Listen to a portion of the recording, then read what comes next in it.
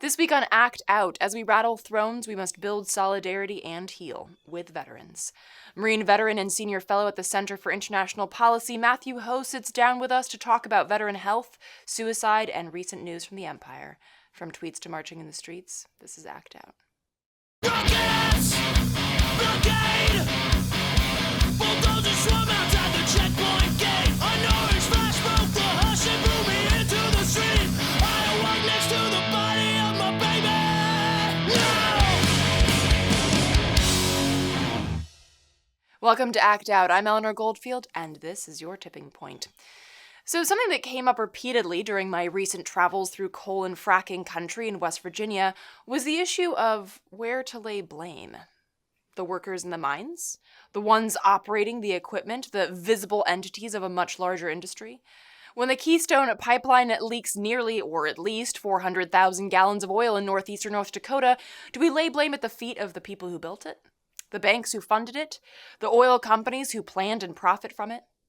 In an upcoming special on my trip through West Virginia, I'll dive into this deeper, but for now, these questions offer a powerful parallel to our military-industrial complex. When it comes to our grotesque empire, our violence the world over, who do we blame? Do we blame those who enlist because they're hoping for a college education? Those who have been brainwashed into thinking it's for the betterment of their communities, friends, and families?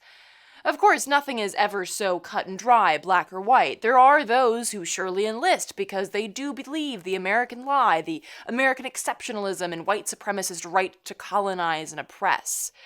But if we are to strike at the root, we must incidentally strike up rather than to the side, particularly down. When looking for accomplices in tearing down empire, why not reach out to the ones who have seen what empire means on the front lines? Why not use their insight into the inner workings of the war machine in order to stop it? Why not connect our struggles, our need for healing and change with theirs? We are all suffering under the same system. The fact that the suicide rate among active U.S. troops climbed 13% in 2018 is not one that exists in a vacuum. In this special episode, we sit down with Marine veteran and senior fellow at the Center for International Policy, Matthew Ho, to talk about veteran health, suicide, and recent news from the Empire. Take a look. So, after the framing of Iran for a Houthi attack on Saudi Arabia's Aramco oil facilities, the Pentagon announced that it'll be sending air defense systems and troops to Saudi Arabia. So, as a veteran and as someone who follows foreign policy as your career now, what's your take on this? Well, if you're writing a novel, the publisher would be like, this is insane. No one is going to buy this plot premise that we had troops in Saudi Arabia and then this bin Laden guy got all upset about it and he knocked down the Twin Towers, right? And now you're doing it again.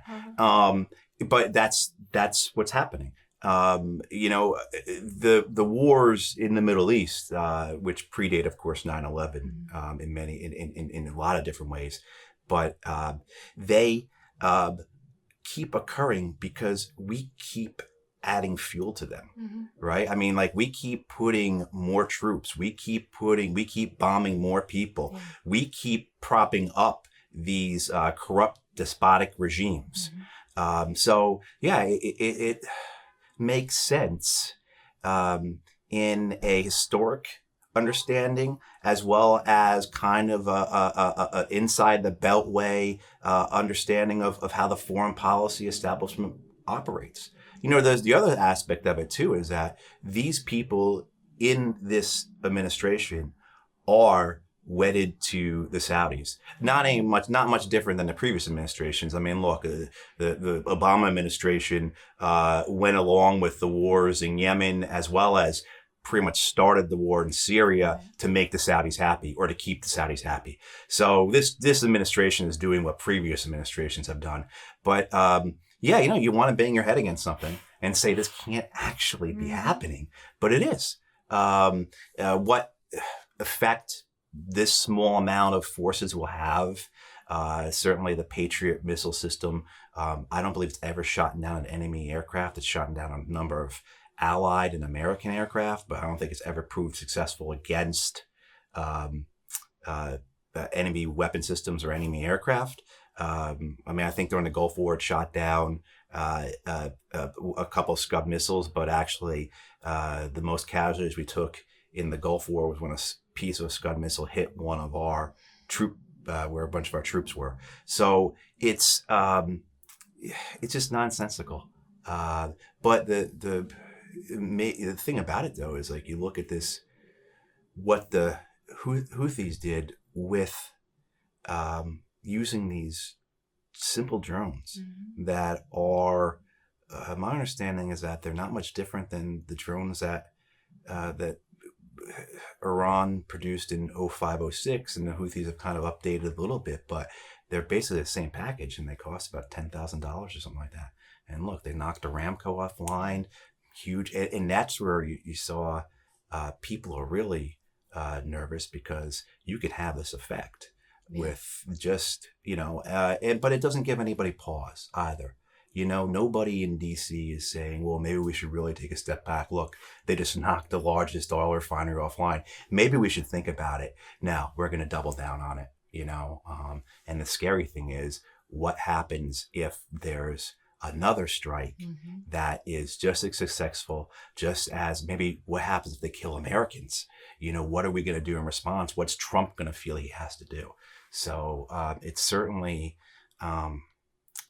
it's been an exciting few weeks, exciting in the worst possible terms. I'm just trying to think of a better term than exciting. Well, and especially like what happens if it kills Americans and we again blame it on Iran. Exactly. I mean, Trump will literally be put into not just the Republicans, but many Democrats, say like Bob Menendez in New Jersey or whoever, these hawks, on the Democratic side will be screaming bloody murder as well. And then Trump will have to, and it's Trump.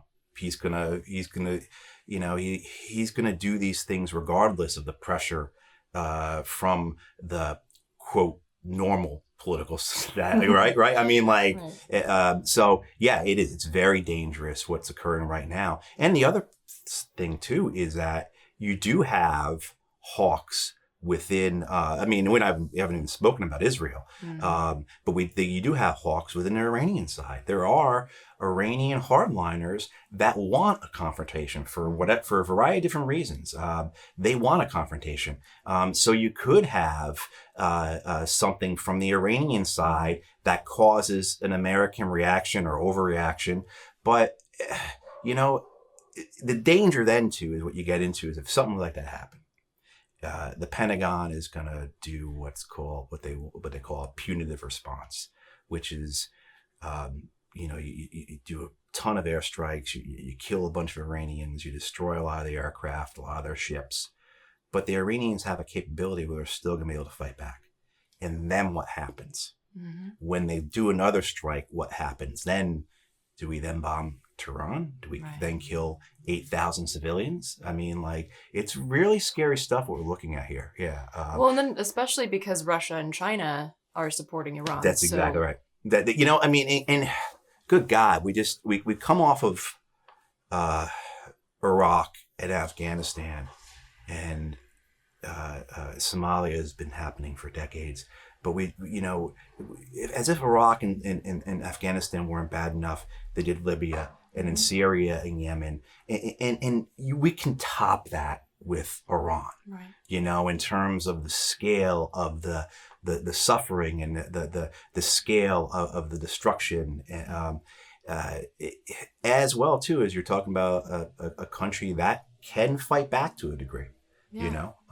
So it certainly is. And then we've got Donald Trump in office and Mike Pompeo. And thank God John Bolton's not there anymore. But a lot of these people, they are not just neoconservatives, but they also tend to have a fundamentalist, a Christian fundamentalist way of seeing things, which, there are people, some of the people that go in and advise the president believe in end of times type of things. And it's, really scary.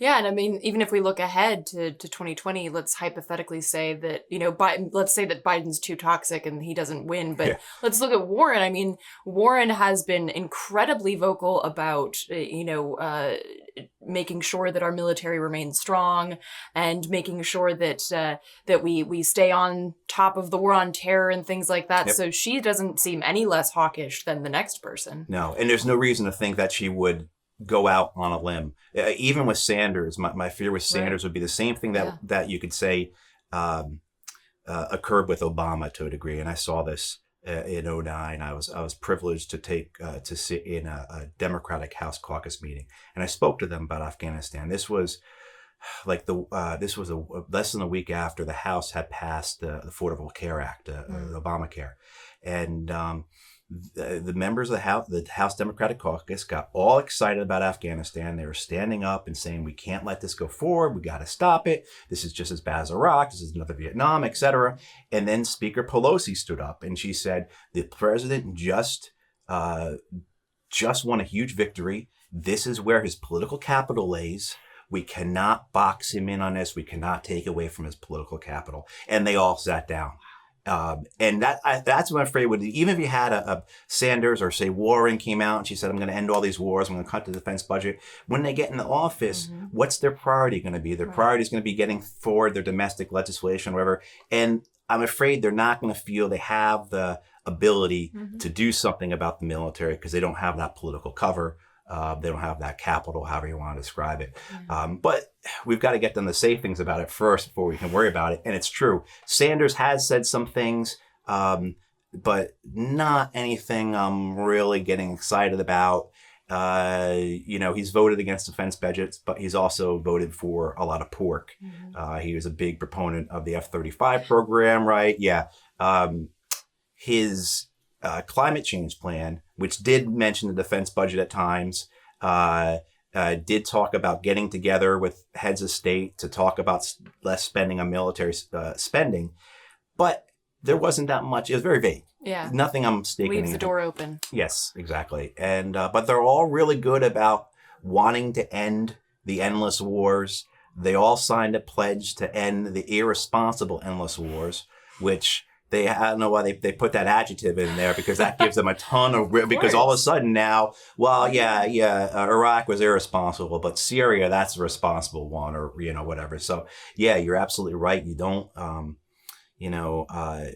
even Tulsi Gabbard, who's held up as she puts in front of everything she says, we're going to end the regime change wars.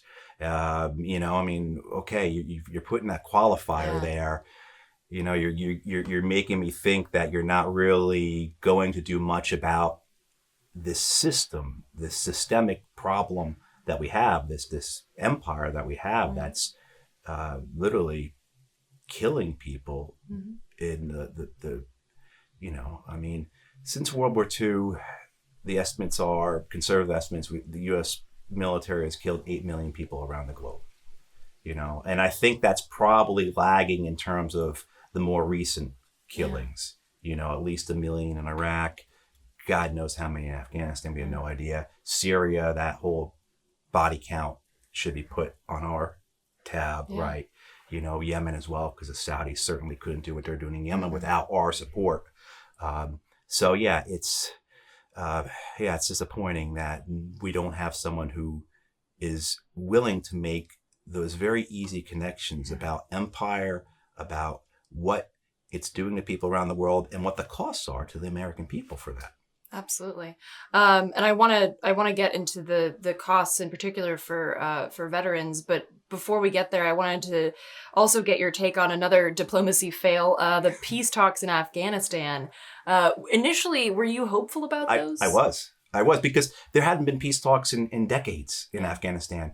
And so and they weren't perfect. And it was a first step, though. The first stage of the talks were, look, the two big preconditions for both sides were being met: removal of foreign troops and renunciation of renouncing Al-Qaeda, which actually the Taliban has done for about at least a decade. They've said, hey, we've got nothing to do with these guys, and we're not going to have anything to do with these guys. But, this is a deal we could have had, 10 years ago, 15 years ago, at the start of the thing, Yeah. whatever. But you had this opportunity for it to begin, a process to begin, and now, this past week, the both the Taliban and the Pakistani government said, "Hey, we want talks to begin again." I think the door. It's not like President Trump fired Zalmay Khalilzad, his representative for Afghanistan. Not like he still got his office and is right. Hopefully it can pick back up where it gets where it got left off once the president feels that he has saved face or somehow made up for it or is able to claim he's killed enough people to drive them back to the. None of this. It's anyone who scoffs at the notion about history and everything. This is exactly what Nixon did. Yeah. This is exactly what Nixon and Kissinger did. They had a deal with the North Vietnamese in 1972. They walked away from that. They did a massive bombing campaign in North Vietnamese, killed God knows how many people, and then signed a peace treaty with North Vietnamese for the exact same terms as before the bombing, and claimed but they wanted to claim it was the bombing, that they were acting tough, got it right. So it's nothing is in the same thing with Afghanistan.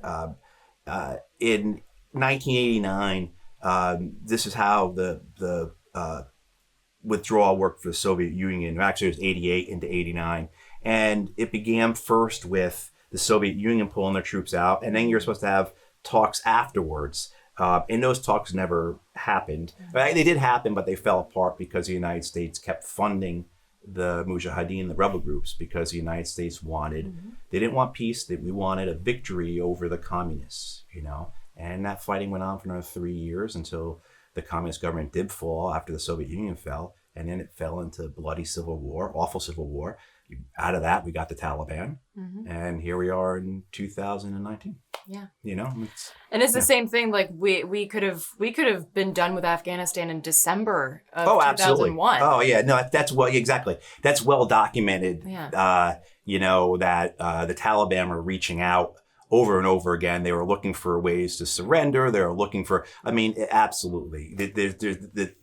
There is no, even if you go along with, okay, hey, we had to invade Afghanistan after 9/11, you take all that, if you let that go, still, we could have been done with this. This should have been over with, exactly as you said, within a couple months of 9/11. Yeah. And then, of course, you wouldn't have what I'm going to step into now, the human cost. Of course, the human cost in the Middle East is astronomical, but also the human cost coming home. Something that you've spoken and written a lot about is the veteran suicide. And a recent report shows that both active duty and veteran suicide rates are rising. Active duty by 13% by some estimates. And it's, of course, impossible to offer up like a blanket reason for this. But could you shed some light on this epidemic? Yeah, the veteran suicides, I don't think, are anything new.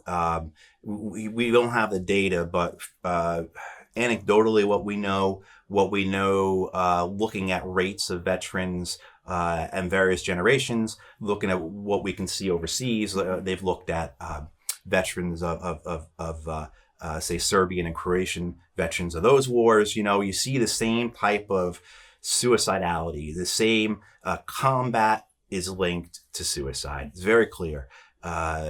Just to get that part out of the way, in 2015, first of all, the first study that I know about was done by the Veterans Affairs Administration in 1991, and it clearly showed the best predictor of suicide in Vietnam veterans was combat-related guilt. Pretty much every study that's been done has shown that. In 2015, the veterans, the National Center for Veteran Studies at the University of Utah did a meta-analysis of all the different literature out there, the research, and that's what it found. Yeah. There's a clear connection between. Now, when you talk about active duty, they're still in the bubble, right? And this is where it gets really concerning. Not that the veteran suicides aren't concerning, because it's absolutely awful, and the number of veterans who've killed themselves is just, since 2009, the estimate is between 9,000 and 10,000 veterans of the Iraq and Afghan wars have killed themselves. So you've had a total of 7,000 soldiers killed in action. Right. And just since 2009, you've had 9 or 10,000 have killed themselves. Just to give you and that doesn't stop. Everything we know about this is it goes on for. In 2014,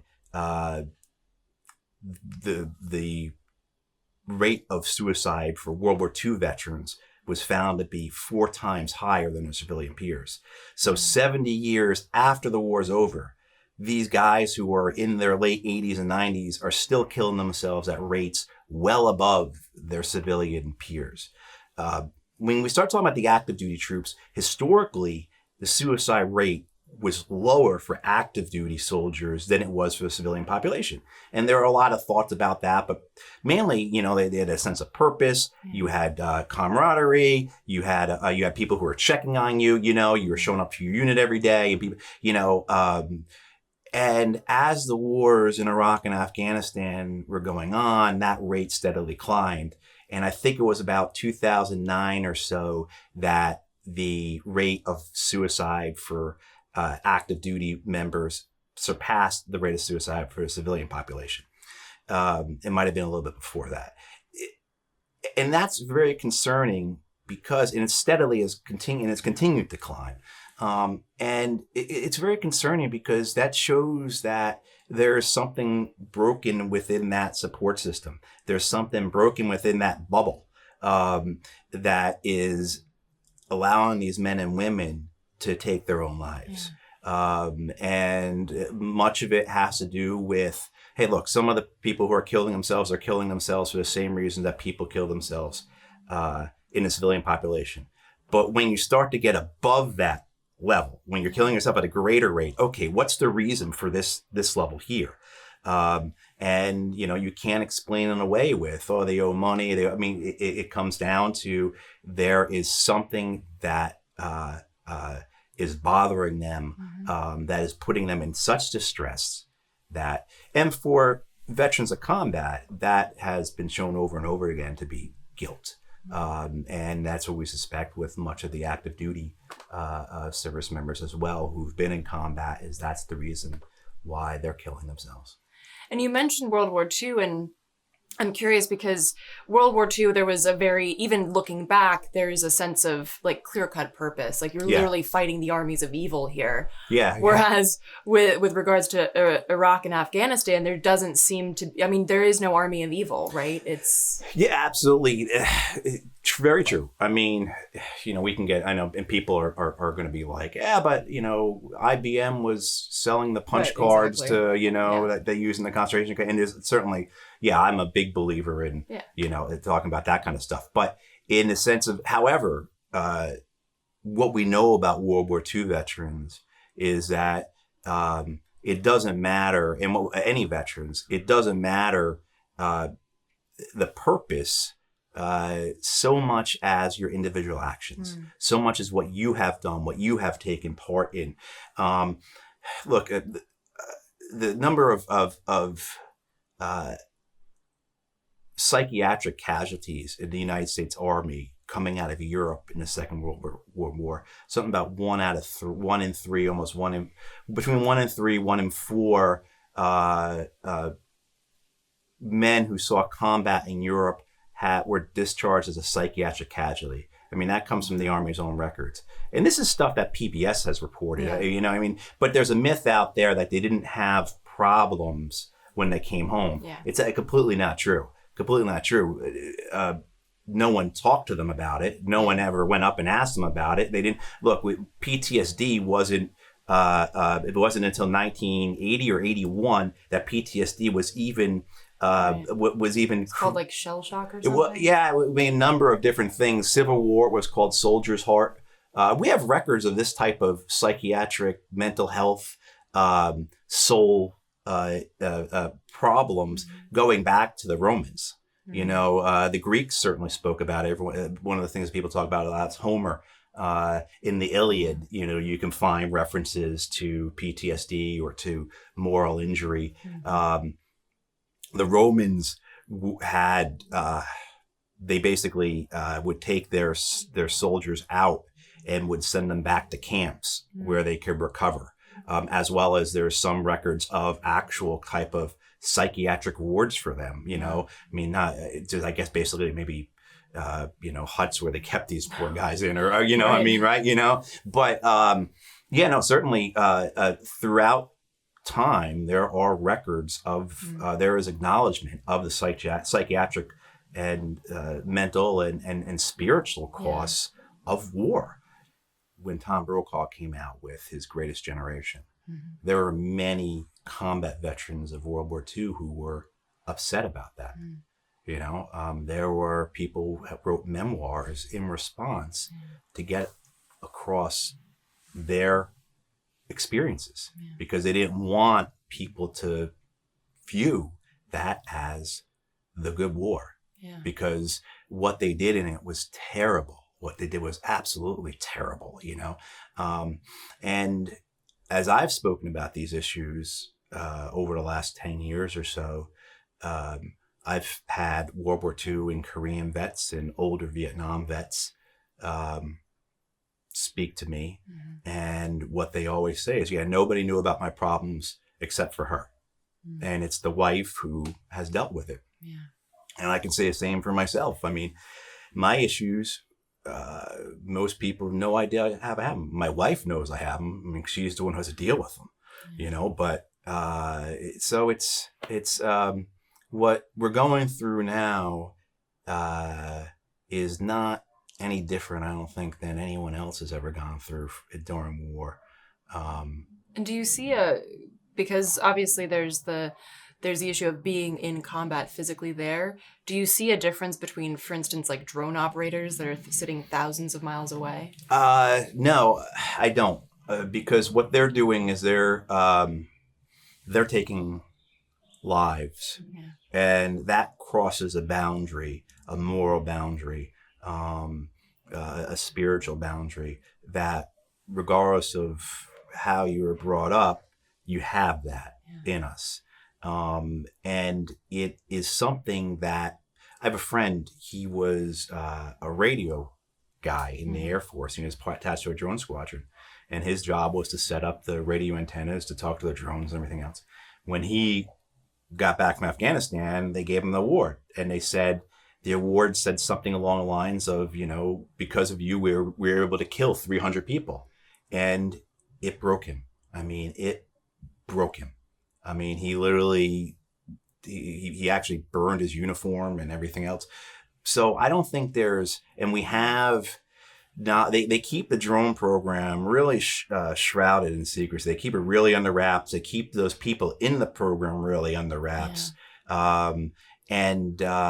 But we do know that they do have high rates of PTSD. I assume it's really moral injury as opposed to PTSD in the traditional sense of PTSD. But yeah, absolutely. The one thing that is different, I think, for my generation compared to previous generations is we have a lot more issues. We have issues with traumatic brain injury. We're surviving things that previous generations would have been killed in. I had Marines who were in vehicles that were blown up 9, 10, 11 times. You know, I one time had a piece of shrapnel like this big hit my chest, right? You know, I mean, it just bounced right off. You know, I mean, many of us survived things that would have either wounded us or killed us, and we just kept going like nothing happened. You know, but what happens though is that you're in a vehicle, gets blown up, you're near an explosion or whatever, you survive it, you're physically not scarred because of the armor in the vehicle and the body armor you're wearing and your gear and everything, but your brain, exactly. And it's very similar to what the football players and the boxers and the rugby players and everyone else, or all those people are going through, where there's a latency to it. And so it shows up a decade or a decade and a half later, and you start having these issues. So, I mean, it's, you know, I mean, there's kind of a cocktail that a lot of combat veterans have of PTSD, traumatic brain injury, substance abuse, depression, and then moral injury, which is moral injury is just a fancy word for guilt. Of those, I have all 5, and the guilt is the worst by far. That's the worst by far. But you look at what's happening overseas, what the people in Iraq, Afghanistan, Syria, etc. are dealing with, and we have it very easy. The issues that are occurring, not just from the fighting and the killing, but in Iraq, where the combat has subsided dramatically, there's still a lot going on there. We're still doing a lot of bombing raids. We still have a lot of special operations forces there. It doesn't get spoken about here at all, or you have to be looking at the right kind of media to find it, right? But certainly CNN, I don't think is talking about, we've got Navy SEALs killing people in, Fallujah or anything like that. Or we're dropping bombs south of Mosul or anything. But the effects from the pollution of war, even if you could wave a wand right now and get all that to stop, the Iraqis, their kids are dying. They're being born with birth defects and being stillborn or dying when they're toddlers, as well as the rates of cancer. So what we have is nothing compared to what they're going through. But still, it's astronomical, and it's not, like you said, it's not something that's talked about, which makes it seem like it. I mean, does that make it all the worse that you come home and people just say thank you for your service, and it's just sort of this blanket let's all just shut up about it. It's not that big of a deal. What's even worse than the thank you for your service is the hero worship. So it seems to go that if you I was down by the mall today, actually, by the Vietnam Memorial, and I heard a couple of Vietnam veterans talking to some people, just chatting, and they were talking about how they came home and everything, and how no one said anything. You just came home, and that was it. Nothing was acknowledged, no help was given. Yeah. It was really bad. And then we have the opposite, where it's you go to a baseball game, you're asked to stand up for, it's just, we're put on this pedestal, we're called, and we did awful things. We did absolutely awful things. To give you an example, I don't think people realize how bad it is. When we killed an enemy combatant, we killed an insurgent in Iraq, we would not let their families pick up their bodies. We keep their families away from them so the dogs would eat the bodies. So we did that. Some mother's son eaten by dogs. That's what we did. That's the kind of people we are. And we're supposed to come home and be told we're heroes when we did that. That kid was fighting us because we invaded his country. So it's that type of stuff. So it's really, and where I think it impacts the veterans is because they're away from other veterans often, and then they get told, and they have this dissonance, right. Excuse me, that's occurring, right? Where they're trying to deal with what happened in their head, and then they've got all these people thanking them, telling them they're heroes, and it's just is very overwhelming, and that compounds the problems they're having already. Yeah. So, and most of us joined, a lot of us joined for different reasons. A lot of us joined for economic reasons or whatever, right? Certainly. But every one of us, with the exception of a few, I guess, thought that you're going to be the good guy, that you're going to be the guy with the white hat. So you're dealing with that where you're not the guy with the white hat. You were the guy, you were the bad guy, you did things that violated who you thought you were going to be, and then you come home and you get told you're a hero. And so it really makes it very, and so, you turn to alcohol, you turn to drugs, That's why so many guys, look, we know the rates for Iraq and Afghan veterans who are killing themselves are 6 times higher than their civilian peers. So if you're a young man or woman who went to Iraq, you've got you're 6 times more likely to kill yourself than someone who didn't go, right?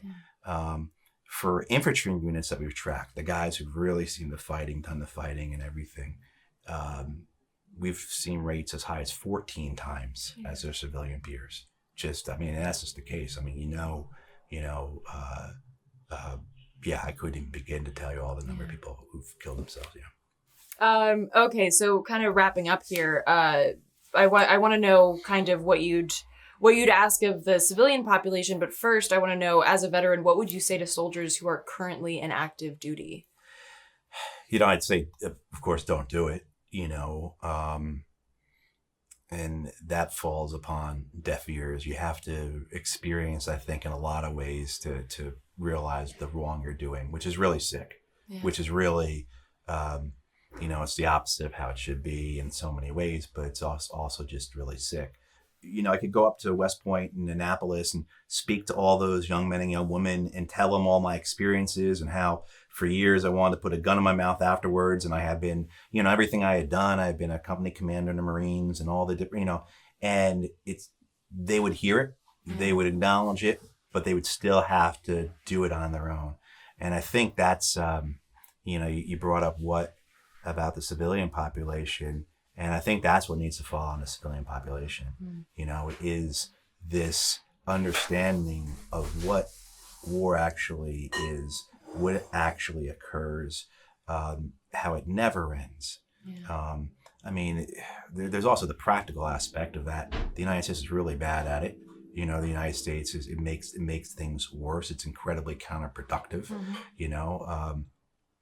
But that understanding by the civilian population, so that you don't have these young men and women doing the same thing that generations have done before them. If I had my way, we'd have a National Guard, and that would be it. Right? And that's all about defense, not offense. Yeah, Abraham Lincoln said it. I was just reminded, somebody wrote about it the other day, but I was just reminded about this.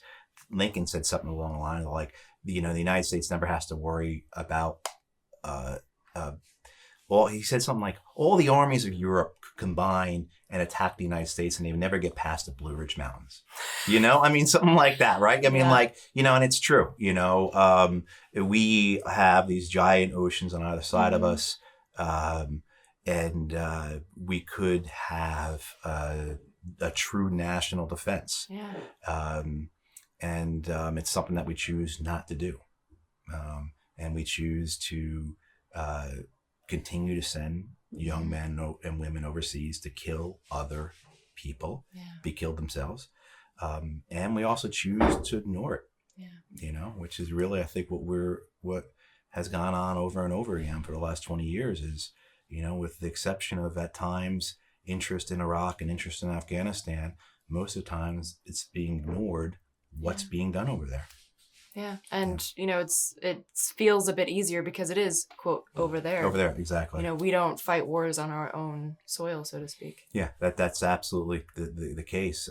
It's nuts because you have a Department of Defense, and then you have everything else that goes along with it, the Department of Energy Nuclear Weapons Program, the CIA, you have the all that, but then we still have this massive homeland security, which does all kinds of, that's another thing that should be disbanded, but on the face of it, we acknowledge that the Department of Defense is really a Department of Offense because we also have a homeland security, because the Department of Defense doesn't do anything with the homeland, so to speak, but it's, the sadness about it, that it doesn't end, that it continues to go on, is something that I think is difficult too for members of my generation, because the wars don't end. With previous wars, I think you get some closure if you're a veteran because it ends. These just keep going on. And it's very hard to really heal when what you took part in, what you did, is still occurring. Yeah. Yeah, a very important point. And again, not just in Iraq and Afghanistan, but like you mentioned, Syria. And of course, there's the whole like AFRICOM Oh, situation. yeah. I mean, like it's between 15 and 21 nations we've killed people in and had people of ours killed in since 9/11. We don't even know. No one has a good count. Yeah. You know, Nick Turse, the journalist who's terrific, he had an interview a year or two ago with this general who had been commander of special operation forces for the United States in Africa. And this guy said, Bolduc, I think his name was, Bolduc, I think that was him. But he said, the United States had casualties, and he rattled off 5 or 6 nations in Africa, and we were able to keep them from the media and the American public. He bragged about it. Yeah. And the thing about it was there was no response. There was no response from our members of Congress. There was no response from CNN or about any of this. Yeah. And it was just something that just went by so many people. Look, you got a general admitting to covering up Americans being killed and wounded in numerous countries in Africa that we're not technically at war with. Exactly. Yeah. That nobody knows about. But it's not something that traditional media wants to get involved with. Certainly not something that Congress wants to get involved with. And those two things are reflections of the American people, for better or for worse. And that's what we're dealing with. Yeah, absolutely. So places where people can go to see more of your work and learn more about what you're doing. Sure. I have a blog, matthewho.com. I also work with the organization Veterans for Peace, and that's veteransforpeace.org. And I think those are probably the two best. I'm not on Twitter. Lucky you. Thankfully, I've been on it before. I've tried it a couple of times. It's never been. I'm very glad I'm not. I have enough problems. You don't need to add that to your mental anguish. Exactly. I have enough problems. Twitter doesn't need to be. Okay, great. So immediately here we see connections to so many issues, as we all once again exist inside the same capitalist confines. We see glaringly the issue of healthcare, the stigmatization of mental health, particularly as it's tied to the absurd patriarchal warrior image. We see militarization at home and abroad, the erasure of borders that comes with that recognition, and the potential for solidarity there. As I've noted before, there are clear connections between war and climate chaos, the U.S. military being the largest consumer of fossil fuels in the world. Truly, name any issue and there is a connection to this one, to anyone. Ultimately, we can either work on building solidarity amongst all of the oppressed, or we can watch as our various silos burn and wither in the blight of infighting, program divisiveness, and othering. Again, not everyone is going to work with us, not everyone should, always and forever fight fascists and fascism, but let us not confuse economic force for deep-held beliefs in the state. Let us allow and recognize that people change, that we should change, and that we should always leave the door open to healing and action. We should talk honestly about what the empire means and how we all suffer from it, and how these diverse but shared experiences can be our strength, not our fault lines. To dive into the topics Matthew and I discussed, check out the Center for International Policy at internationalpolicy.org and veteransforpeace.org. And that will do it for this week's Dose of Dissent. Reminder, the best way to stay up to date on our work is to sign up for the newsletter at the address below. To those who have donated, thank you so much. Please keep spreading the word in order to ensure our ability to keep acting out. From the Devil's Den, good night and act out. And real quick, to keep independent, non-corporatized media like this show going, visit patreon.com/actout.